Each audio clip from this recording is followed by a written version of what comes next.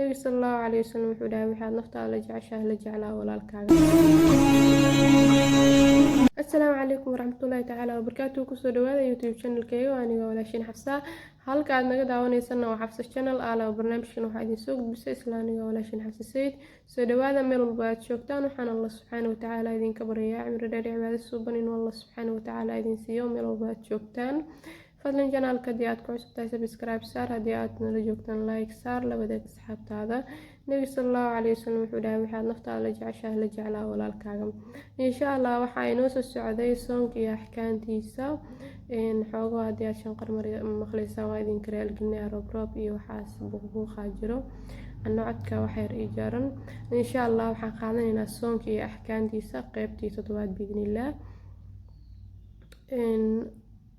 ما شاء الله مسوقلنا أملينا يا حوجة ومشغولة إن شاء الله ما انتقادنا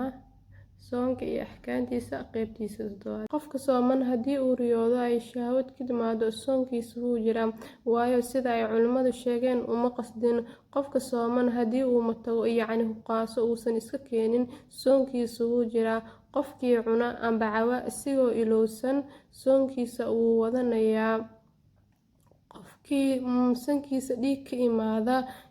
uusan iska keenin qasadkiisan uusan ahayn inuu iska keeno soonkiisa uu jiraa rasuulka sallallahu calayhi wasallam wuxuu dhahay qofka musaafirka ah waxa loo ogol yahay inuu afuro saxiixayn uu soo wariyay Jaabir bin Abdullah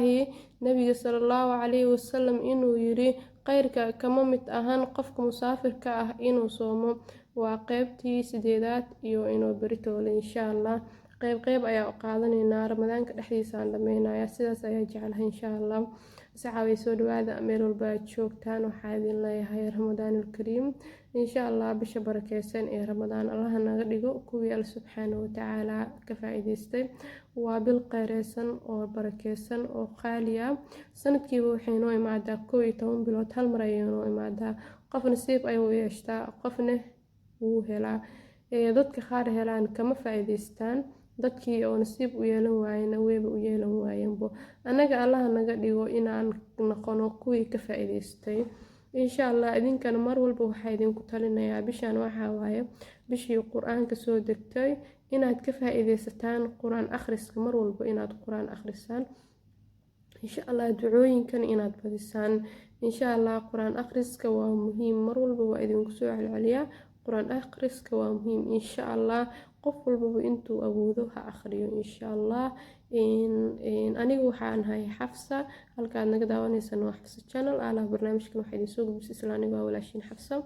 fadlan channelka hadii aad ku cusub tahay subscribe noo saar hadii aad hore noo socotayna like saar labadaga asxaabtaada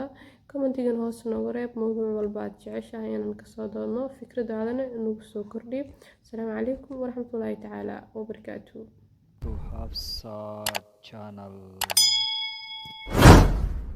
Welcome to Hafsa.